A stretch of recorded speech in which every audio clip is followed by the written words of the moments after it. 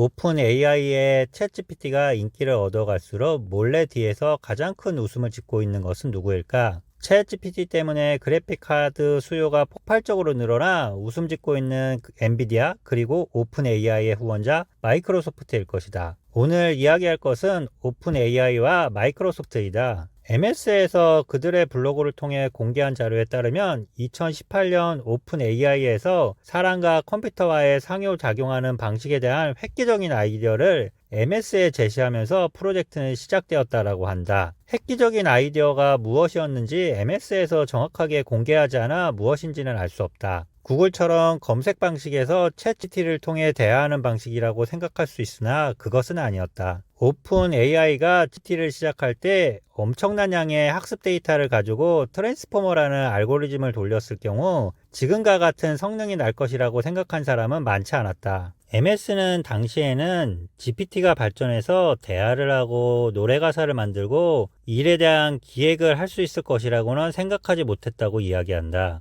인공지능은 개발자도 어떻게 내부적으로 동작하는지 알 수 없기 때문에 일반적으로 결과를 정확하게 예측할 수 없기 때문이다. 당시 한 번도 도전하지 않았던 학습량, 그리고 이제 막 나온 트랜스포머 알고리즘을 통해 지금의 챗GPT의 모습을 상상할 수는 없었을 것이다. 참고로 당시 트랜스포머 알고리즘으로 인공지능을 만들어 본 곳은 구글로 자신들이 Attention is all you need라는 이론적 배경이 되는 논문을 내고 스스로 만들어 본 버트 정도였다. 당시에 오픈 AI는 커먼 크루를 통해 다운받은 3,600만 개의 사이트를 학습시키려 했으나 자신들이 가지고 있는 컴퓨터로는 학습이 불가능했다. 이 정도의 데이터를 학습시키기에는 슈퍼컴퓨터가 필요하다고 판단했으며 이들은 자신들을 후원해줄 자본을 찾았고 결국 MS를 찾아갔다. MS는 내부 연구를 통해 이미 당시에 수많은 데이터를 가지고 파라미터 수를 늘리면서 오래 학습을 하면 인공지능의 성능이 계속 향상된다는 것을 알고 있었다고 한다. 그래서 오픈 AI의 제안을 진지하게 검토하기 시작하였으며 2019년 7월 MS는 오픈 AI의 제안을 받아들여 기존에 한 번도 시도한 적이 없는 대규모 인공지능 학습을 위해 1.2조 원을 투자하게 된다. 이는 순수하게 현금 출자는 아닌 것으로 보인다. MS는 오픈 AI를 위해서 슈퍼컴퓨터 구축에 대규모 투자가 들어가고 엔비디아 퀀텀 인피니밴드를 수천 개의 GPU를 연결해 인공지능 학습에 최적화된 하드웨어 플랫폼을 완성한다. 기술적으로 천하의 MS에게도 큰 도전이 되는 프로젝트였다고 한다. 테크크런치에서 계약의 내용을 일부 공개했는데 MS는 오픈 AI를 290억 달러 가치로 평가하고 49% 지분을 가져가는 것으로 되어 있으며 MS가 100억 달러를 회수할 수 있을 때까지 오픈 AI의 수익의 4분의 3을 가져간다고 되어 있다고 한다. 중요한 점은 오픈 AI가 투자받은 돈의 대부분은 클라우드로 사용할 수밖에 없는데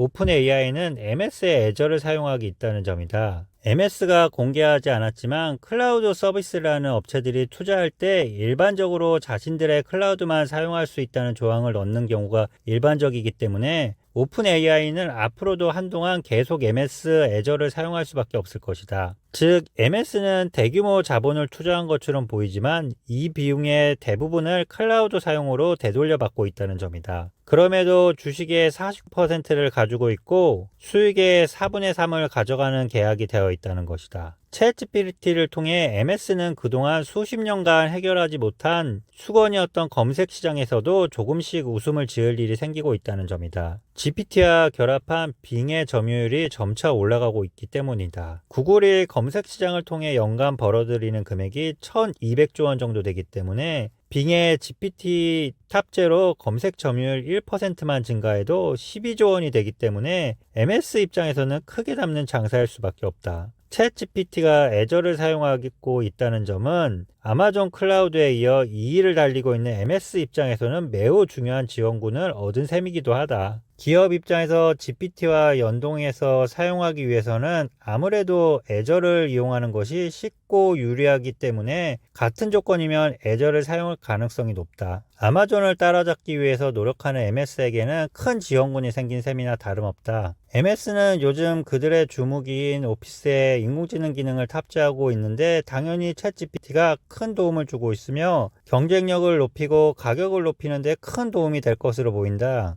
마지막으로 MS가 오픈 AI를 통해 우선짓는 중요하지만 많은 사람들이 놓치고 있는 중요한 점은 법과 저작권 문제에서 피해가는 것이다. 챗GPT는 불법과 합법 사이를 오가는 서비스로 수많은 소송에 시달릴 수밖에 없는 서비스이다. 챗GPT가 스타트업으로 큰 돈이 없음에도 소송에 시달리고 있다. 유명 사이트 3,600만 개를 허락도 없이 학습을 했기에 해당 업체들이 오픈 AI를 매의 눈으로 지켜보고 있는 상황이다. 얼마 전 뉴욕타임즈가 챗GPT를 저작권 문제로 소송을 했다. 또한 챗GPT의 답변은 검증된 답변이 아닌 수학적 기법을 통해 나온 것이기 때문에 잘못된 정보가 많다. 환각현상이라고 이야기하는 잘못된 정보를 제공하는 것에 대한 법적인 리스크 문제도 큰 문제이다. 라디오 진행자인 마크 월터스는 챗GPT가 자신이 비영리 단체의 자금을 사채하고 횡령한 혐의를 받았다고 챗GPT에서 답변을 했다고 오픈 AI를 고소하기도 하였다. 국내 네이버가 클로바 X라는 초거대 AI를 출시하면서 자신들은 사실 더 일찍 준비가 되었는데 국내에서 네이버가 차지하고 있는 위치 때문에 본격 서비스를 하지 못하고 스타트업에게 API만 제공하면서 시장을 지켜만 보고 있었다고 했다. 챗GPT가 큰 방향을 일으키고 있는 것을 보고 본격적으로 네이버에서 일반인을 대상으로 서비스를 시작하기로 결심했다고 이야기한 적이 있다. 네이버보다 수천 배 큰 MS가 리스크를 걱정하지 않았을 리가 없다. 자신들이 챗GPT 같은 서비스를 직접 만들 수 있었겠지만 그들이 직접 서비스를 했을 경우 지금 오픈 AI가